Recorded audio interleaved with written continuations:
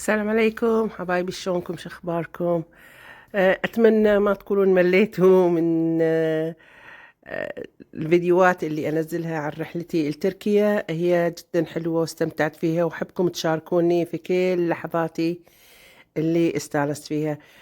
فيديو اللي فات كان الجزء الثاني لما كنا في بورصة ورحنا شفنا الشجرة العملاقة وصورنا فيها وشي. فكملنا بنفس اليوم، كملنا أنا رايحة على المياه الينابيع الحارة بنفس المنطقة، بس في بورصة يعني، بس إنها مسافة ساعة تقريبا عن المكان اللي كنت فيه، وساعة ثانية لازم نصعد الجبل حق الأوتيل اللي استأجر، اللي يعني خذينا حجزنا فيه.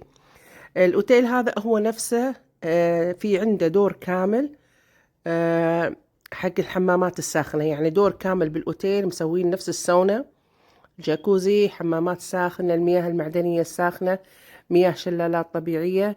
الناس في كل مكان يتعنون يجون يزورون هالمكان يعني للعلاج. واللي لاحظته أكثر السكان الأوتيل كبار بالسن، اللي عنده آلام المفاصل واللي عنده آلام الحساسية وشي. بس فعلا فعلا يعني أجواء حلوة جدا في على الجبل، يعني قمة الأوتيل فوق يعني صعدنا ساعة كاملة بالسيارة على ما لقينا الأوتيل يعني داخل الغابة.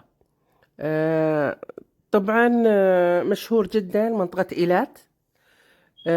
في حوالين الأوتيل أسواق يعني يبيعون فيها ملابس السباحة. يعني في ناس تيجي ما تدري إنه يعني في شروط لهم في دخول الساونا والجاكوزي، انه يكون في لبس خاص حق الحمامات، يعني ما يدخل الواحد بملابسه العادية. ففي ناس ما كانت تدري، فاللي ما حضر نفسه وياب مع الملابس، في محلات جبال الأوتيل يبيعون يعني مايوهات أو something يعني خاص حق الحمامات الساخنة هذه. قعدنا بالأوتيل تقريبا 2 days. أول يوم طبعا استمتعنا بالمياه الحارة والينابيع، وخذنا الشاور، ويعني اكتفينا يعني. آه، الحجز طبعا سهل عن طريق أونلاين، احنا حجزنا انكلود المطعم والفطور والحمامات والاستخدامات المياه، يعني أسعارهم جدا مناسبة مو غالية. اليوم الثاني طبعا كونه مكان فيه يعني قريب لمنبع الشلالات العظمى الكبيرة اللي بورصة، فكان في اختيار للناس، يعني إذا تبي تروح تشوف الشلال على الطبيعة، في لهم مثل الممرات مسوينها خاصة برا الأوتيل. تقريبا ساعتين إلى ساعتين ونص تسلق فوق نصعد فوق الجبل إلى أن نوصل لمصدر الشلال. طبعا هي شلال عود يعني ومجزأ، يعني كل فرع يمشي داخل غابة صنوبرية ممتعة يعني والله كثر ما أقول جميلة رائعة ما أوفيها حقها.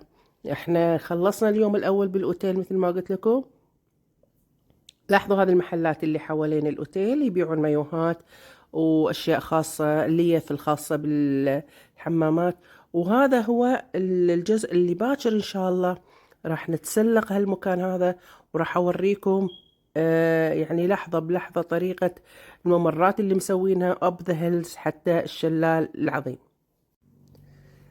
طبعا واحنا نازلين من مكان الشجرة العملاقة مثل ما وريتكم بالفيديو اللي فات، كان لابد من أن نزور قلب مدينة بورصة، مدينة جدا جدا جميلة في وسط بورصة في منطقة تلة تبانة. في أحداث تاريخية وفي أشياء تاريخية أحب أوريكم إياها. طبعا هذا السوق في وسط بورصة، مشهورين جدا بأسواق الحرير. هذا اللي تشوفونه الكستنة يسوونها مربى أو حلو جدا جدا لذيذ. المنطقة جدا تاريخية، يمكن لو تلاحظون معاي آم، قلعة بورصة، هذه قلعة، أو هي على الأحرى أسوار بورصة التاريخية، واللي أطلق عليها العثمانيين بعد ما تم فتحها اسم هو مو اسم يعني، قالوا إنها خدوندكر. خدوندكر معناته هدية الله أو هدية الرحمن لهم. كونه كان أملهم الأول هو السيطرة على هالمدينة. وتتميز هالمدينة هذه بأسواقها المشهورة، بتجارة الحرير والمربيات والأشياء الجميلة جدا. يعني ما فرينا يعني بالسوق وايد، لأن كان في مشوارنا إن نروح على اللي مثل ما قلت لكم المياه المعدنية، كان مسافة بعيدة، فوقفنا بس تقريبا ساعتين 3 ساعات بهالمكان. هني فوق التلة منظر بانورامي جدا جدا جميل، يبين كل أجزاء يعني ملامح مدينة بورصة. الحلو في هالمنطقة هذه أو الشيء التاريخي في هالمنطقة وجود قبر مؤسس الدولة العثمانية، عثمان غازي، وولده أورهان غازي. والحسن الحظ إن وصلنا في اللحظة اللي كان فيها تبادل الحرس حول القبر هذا. راح أوريكم صورة الضرائح من داخل، وشوفوا معاي. هذا قبر أورهان غازي الابن، وجنبه بمبنى تاني قبر الأب عثمان غازي مؤسس الدولة العثمانية. وما زال الأفراد أو سكان بورصة يعتبرون نفسهم هم أحفاد، يقولون إحنا أحفاد عثمان غازي مؤسس الدولة العثمانية، وإحنا الأصل في العثمانيين. لاحظوا الأضرحة هذه عليها حرس خاص، يتميزون يعني كأنه في العصر العثماني. يعني لو راح تشوفونهم الحين كأنهم بالعصر العثماني، ولائهم وناشيدهم وكلامهم راح تشوفون الحين مرحلة تبادل الحرس فترة العصر.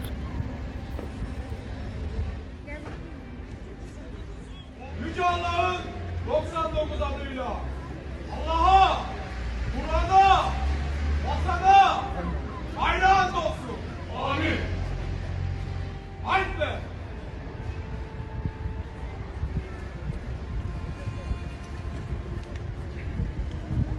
Sat, sat. Yola devam.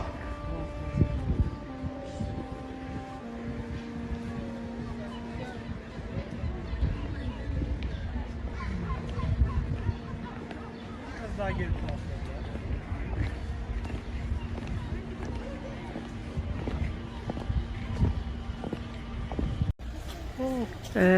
مثل ما شفتوا اللباس العثماني القديم، ويعني اعتزاز بالتاريخ، ومن حقهم صراحة.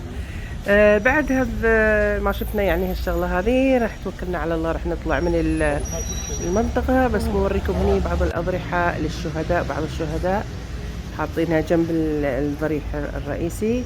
إن شاء الله عجبكم الفيديو، وأشوفكم على خير إن شاء الله. فيديو جديد، فيديو الشلال العظيم وتسلق الجبل لا يطوفكم. خليكم بأمان الله، وأشوفكم قريب إن شاء الله، ومع السلامة.